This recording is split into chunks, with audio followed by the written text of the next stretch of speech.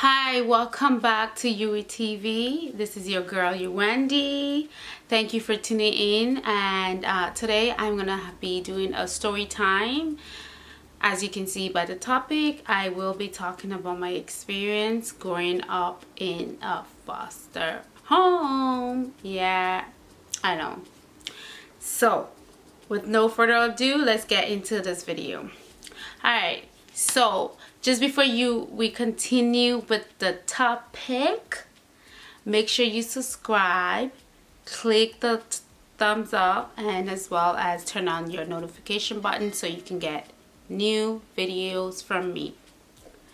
Okay, so today I'm going to be talking to you guys about my experience in the foster home, and you know, it's going to be broken down because it's a long story. So I'm just gonna talk about the very first time that I went into a foster home, like my first day. This was about 17 years ago. So 17 years ago, I was taken to a foster home. Now, it wasn't the same month or anything. It was precisely sometime around February. And I know the date verbatim, like I remember every little thing, so I can give you details. So I was taken away, and I was taken away because I was physically abused by someone really close to me, like family member.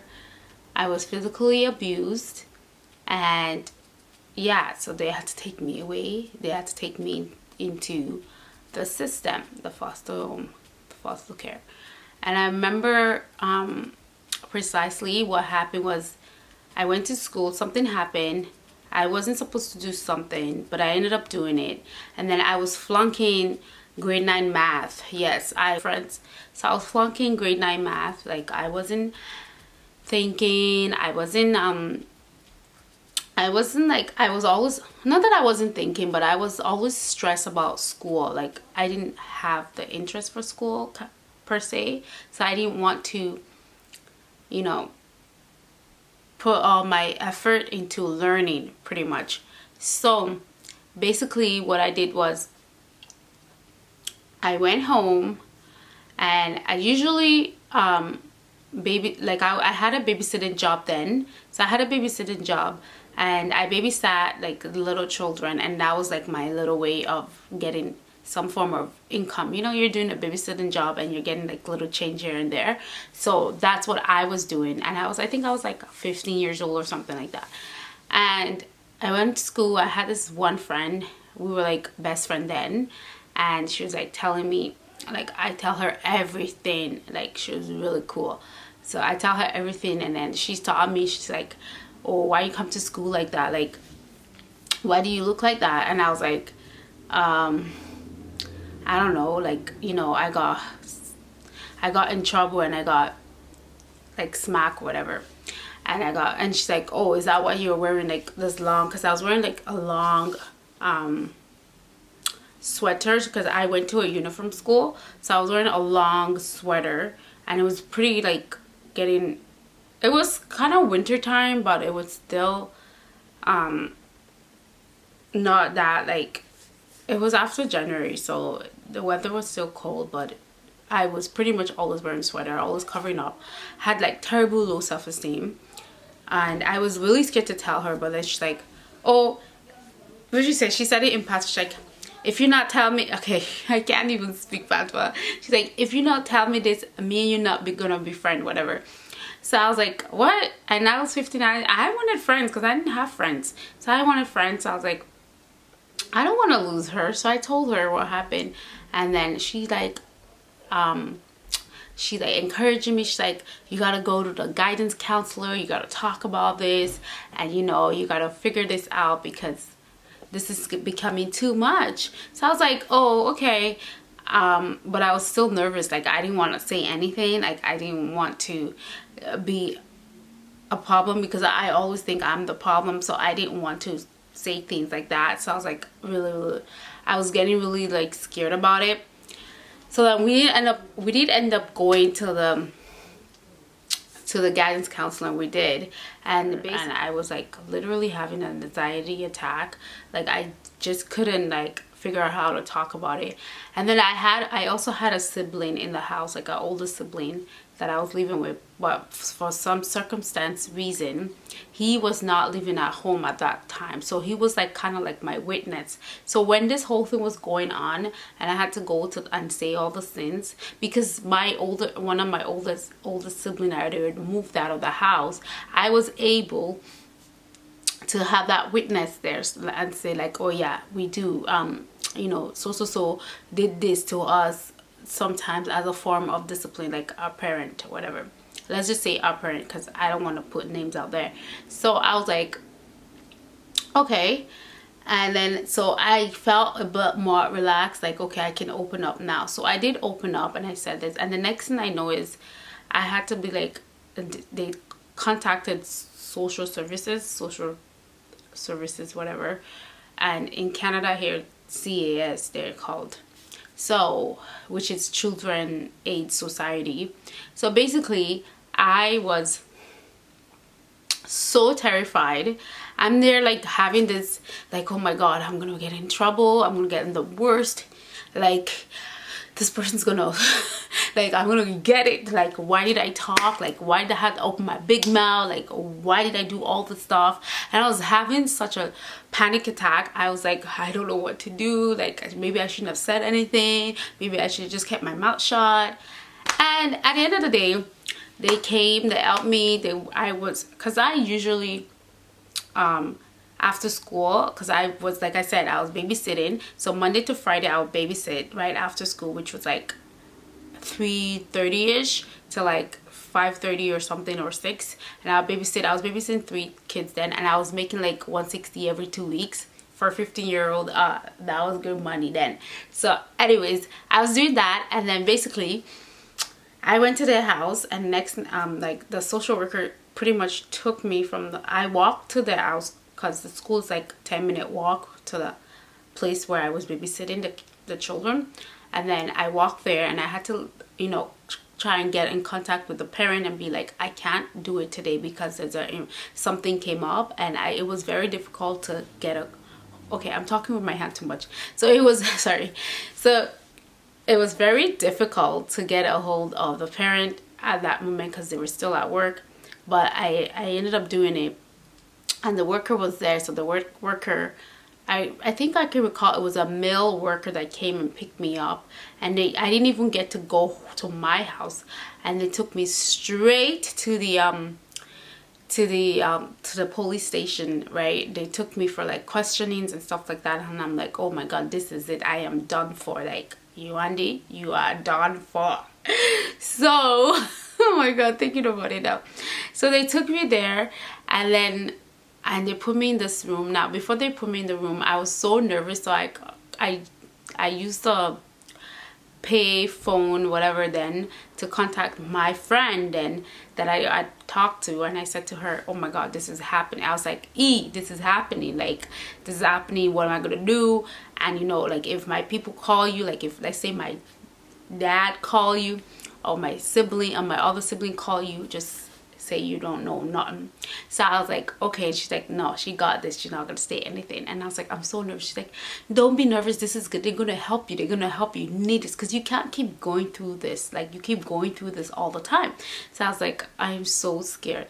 So I was crying, and then I came off the phone with her, and then I think it was a male cop, that officer that came in, and they put me in this little room, and then they were like interrogating me, and the camera was there, and they're asking me questions. They're like details, like what happened, how long has it been happening. I was so hesitant to like open up. I didn't want to say other things that happened, like there were some things more that happened that I didn't even discuss, like I didn't open up, I kind of carried it with me. But then the only way they were able to believe me is like they checked me physically. Like they had, I don't know if it was a nurse, but they had someone come in and be like, kind of check me, and then I had like bruises around, so that was the evidence. So by the time that they counted all the bruises, I think it was like 23 bruise mark or something, and then I don't know, I can't remember, but I think I got stitches somewhere. So that was that day. So like I feel like I was in the police station for like 2-3 hours, and next thing I know, they were looking for a home for me, so they had to take me into an emergency home. So I didn't go home, so I was panicking, and I'm like, oh my gosh, you're probably like, I'm like, oh my god, my family's probably looking for me, you know. Like, I'm telling this story and I'm smiling, but I've been through hell. Like, I'm smiling and I'm like I can actually talk about it. Like, years ago I couldn't even open up. Like, I want to share my story because I don't know who I can help, you know. Like, I know there's so many people out there hurting, probably going through similar things, and I'm just using this platform that I've been privileged to have to just share my story. So I hope that it will help somebody. So anyways, going back, so basically I was taken to another home that night, which was an emergency home, and I can recall everything. I only have with me because, you know, I went to a public school with the uniform, and I had my uniform with me, and I had tights, and I think I had like, I don't know, I had some money. I know I had some money because I was doing some kind of chocolate fundraising thing going on for the school, that I said I was going to sell some chocolates. Like I said, this was grade 9, so I had my wallet and all those things. I had money with me, so I only had that tight. So I was walking, because I always, under my uniform, I always wear tight, and I always wear like a tank top, kind of like singlet kind of thing. So I always make sure I have that because I just grew up dressing like that. So anyways, I went to this house, and it was this lady, like a Caucasian lady, but she had other children. I believe those children, they were adopted from like younger age. They were Asian, and they were very nice. Like, you know, it was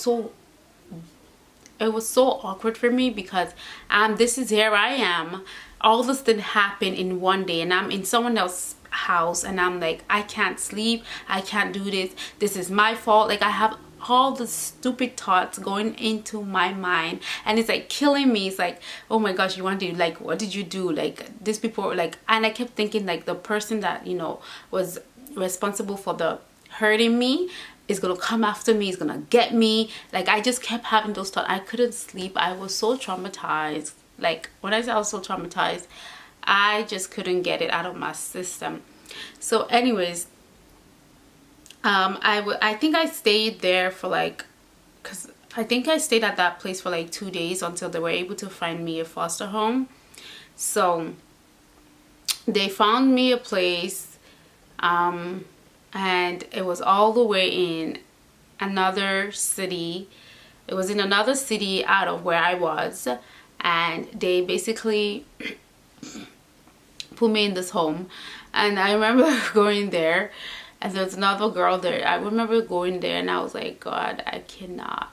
So when I went there, when I was there, I had like really low, short cut hair, and like I had very, very, very, very, very low self-esteem.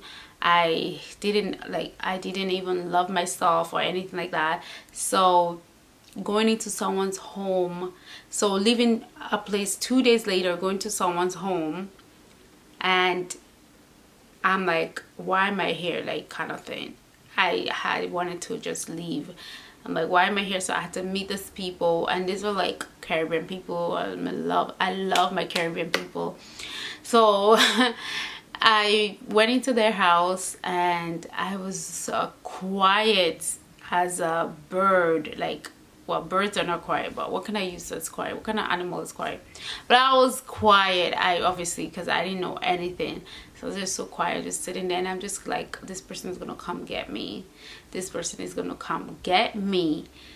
I was restless. I'm like, what if they find me? Like, I'm in the biggest trouble. Like, maybe I deserve whatever happened to me. Maybe I don't need to be here. Like, I was just going through so many thoughts at the same time. So I was in the home, I was there, and it took a while to adjust. I was very, very, very depressed, very, very depressed, very sad. Now it's like I'm away from everyone else that I know. I'm away from my comfortability, like my comfort zone, like people that I'm used to, and I have to start over. So I had to start over, and that was not fun at all. Like, starting over in life always seems so hard, but it gets better. So I don't want the story to be too long because there are other stories that's gonna fall along with this. So that was my first day in the foster home, and it was hell. It was hell for me, like, mentally, because I just couldn't adjust. I just couldn't adjust. Like, I mean, who would? But I just felt like I should go back to where I came from, where I was being abused physically and emotionally and whatever, that I needed to go back there because it's where I'm known. And then to be taken out of that was like, I felt like I made the biggest mistake of my life. If you enjoy this story time, please leave a comment, because then that will give me more confident, more, like, that thing to want to share more of my story. And there's like other layers of this story time, so please also subscribe, as I am trying to build this channel. And I just want to say thank you so much for taking your time to listen. I wish